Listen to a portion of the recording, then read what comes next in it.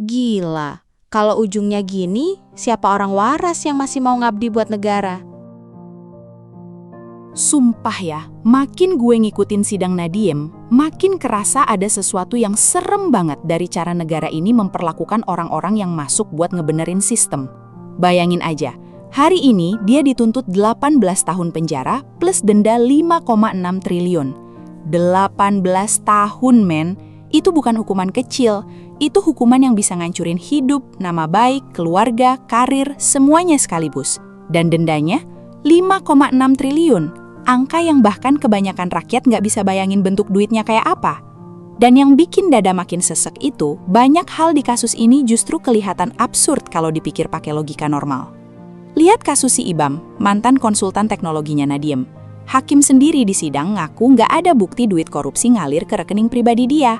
Nggak ada tuh rekening gendut, nggak ada tuh villa mewah mendadak, nggak ada tuh bukti nikmatin uang negara. Bahkan sampai ada hakim yang dissenting opinion karena nganggip perkara ini problematik, tapi tetap aja di penjara 4 tahun.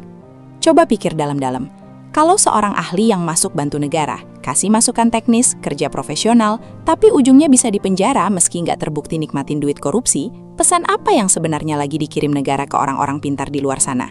Jangan bantu pemerintah, bahaya. Dan itu yang paling ngeri. Karena negara ini bukan kekurangan orang pintar. Negara ini kekurangan orang pintar yang masih mau masuk ke sistem yang berantakan. Orang kompeten sekarang pasti mikir 2 kali.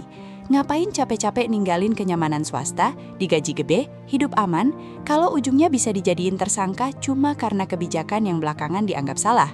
Belum lagi tuduhan kalau dari awal mereka sengaja main mata buat milih Chromebook. Nah, ini yang bikin gue makin bingung. Di sidang, Nadia menunjukin chat WhatsApp internal yang isinya dia malah nanya, kenapa harus Chromebook? Coba kasih perbandingan objektif sama Windows. Kalimat kayak gitu justru nunjukin dia lagi minta pembanding, minta kajian, minta argumen yang fair sebelum ambil keputusan. Lah kalau niatnya dari awal udah kong kali kong, ngapain repot-repot minta perbandingan segala?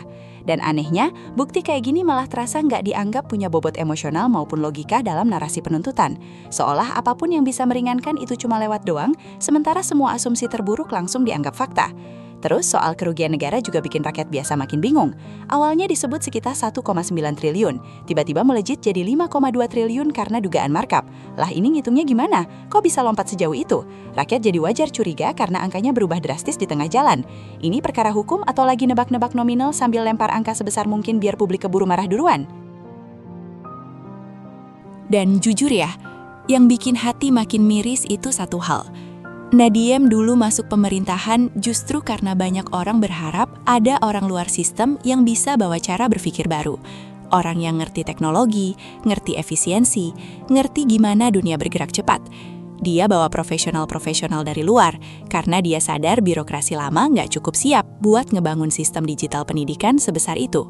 Tapi sekarang coba lihat akhirnya.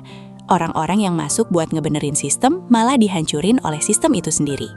Kalau pola kayak gini terus terjadi, jangan heran kalau ke depan orang-orang terbaik bangsa ini lebih milih jadi CEO, pindah ke luar negeri, bangun startup, atau kerja di korporasi asing daripada nyemplung ke pemerintahan. Karena risikonya bukan cuma stres, tapi bisa kehilangan hidup. Dan kalau sampai negara ini diisi cuma sama orang yang asal aman, takut ambil keputusan, takut inovasi, takut bergerak, takut diskresi, karena semua bisa dipidanakan di kemudian hari. Ya, jangan tanya kenapa negara kita jalan di tempat.